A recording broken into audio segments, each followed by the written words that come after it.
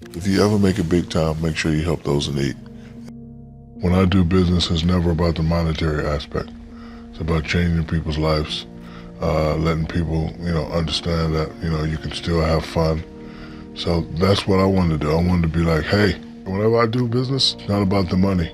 Muhammad Ali said, you could tell a lot about a man how he treats the janitor. If a man treats a janitor like shit, he's gonna treat everybody like shit. So after that, I was like, you know what, I need to just stay cool, because all this could be taken away, especially if you make crazy decisions. So, my thing is to take care of my family, lead by example for people like us, people who want to follow in our footsteps. Criticism to me is a double-edged sword. You can take it and listen to it and fade away, or you can listen to it, find some truth in it, and better yourself. I don't let people tell me what I can and can't do. It won't happen. It don't matter what they say. You gotta, whatever you believe, you go for it. And you gotta understand, before you succeed, you must first learn to fail. Like if you fail 1 or 2 times and you stop pursuing your dream, you ain't ready anyway. He told me, he said, you're rich, but I'm wealthy. Because I didn't know the difference. And I said, what's the difference? He said, well, wealthy is when I die, when my kids die, when their kids die, when their kids die, we're still gonna have the same amount. And I thought about that. Then I said, okay, how you do it? And he pulled out a piece of paper. After he said, it ain't about how much you make, it's about how much you keep. How many times we seen cats would get the bag with 100 and then they go blow it the same day, now they gotta get another 100. So he said, if you got $100, you save that. That's 50. He said, rich people will say, okay, I'm saving 50 and I'm doing that. But he said, the wealthy does this. You save that. This, ball out. House, chain, car, whatever you want. But 75. Save it, yeah. That's what he said. It took a lot of strong discipline, and I got touched up a few times, but only thing I could do is thank you. Like, I've been able to live how I want to live and do what I want to do because I listen. Like, his main thing, listen.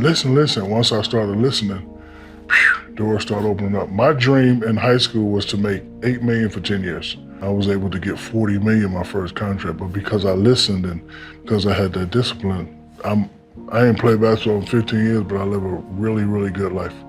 It's a shame that, 60% of professional athletes, after they're done, they have nothing. So then I said, okay, I don't want to be like the rest of these NBA players. I got to teach myself. Because this is something that we don't know. Like, my family work paycheck to paycheck. We never had no money, but I had to get that Benz. I had to get my mom a Benz. Like, I just had to get that first. So after I spent that $1 million in a day, I sort of, educated myself. Yeah. And it's okay not to know nothing. So if you don't know nothing, you just ask questions. Yeah. So everybody I saw that was successful, how you do that? How you do that? How you do that? And the first book I bought was The Dummy's Guide to Starting Your Own Business.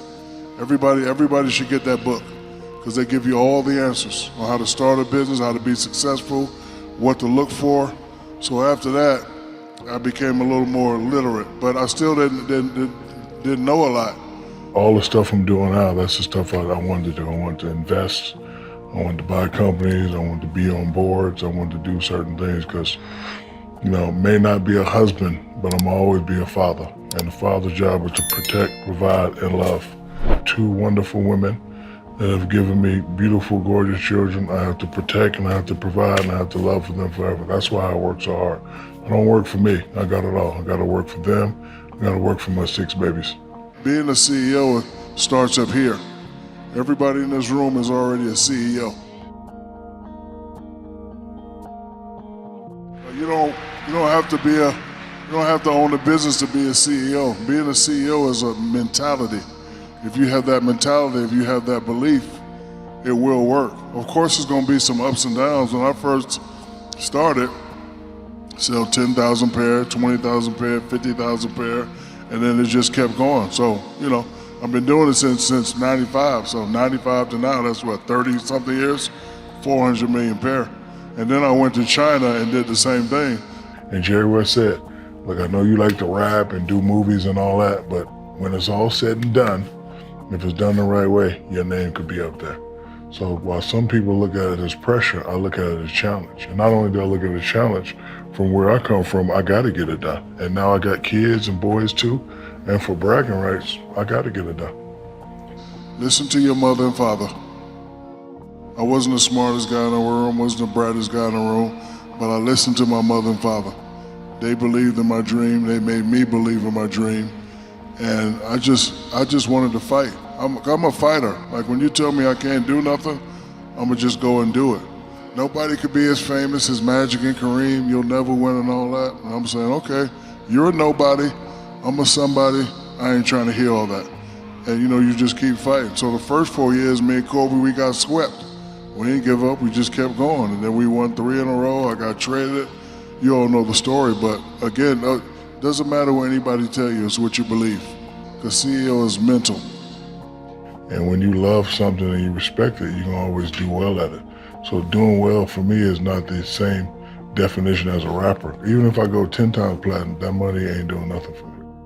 And then he said you should develop something called one-hand stress. I only care about what my mama say, what my kids think, if it's gonna mess up the money in the business, what my boys think. That's it, it don't even get to 5. Then I made up a quote for myself. If a nobody can influence a somebody, then the nobody wins. But the question of the day is, who are you? Nobody. So all these people with their opinions, if we talking pecking order status, I don't mean to be disrespectful, but you're under me. So I used to see this guy, I met a guy and I was like, how do you stay rich? And he pulled out a $100 bill and he ripped it in half. And he said, what's this? I said, 50-50. He said, you can save 50. That's cool, let me spend this. But he said, the wealthy people do this. You save this, ball out with that. Whatever you want to do. So I didn't really spend none of my checks until I got married. When it comes to a position like that, I've seen greatness. I've helped bring greatness up. I played with Penny, I played with Kobe, I played with D-Wade, I played with Bron, I played with Nash. So I know what greatness is. So when I see somebody that has that, it's my job to push him. But again, when I say, oh, he's hating, nah, I don't have to hate, brother.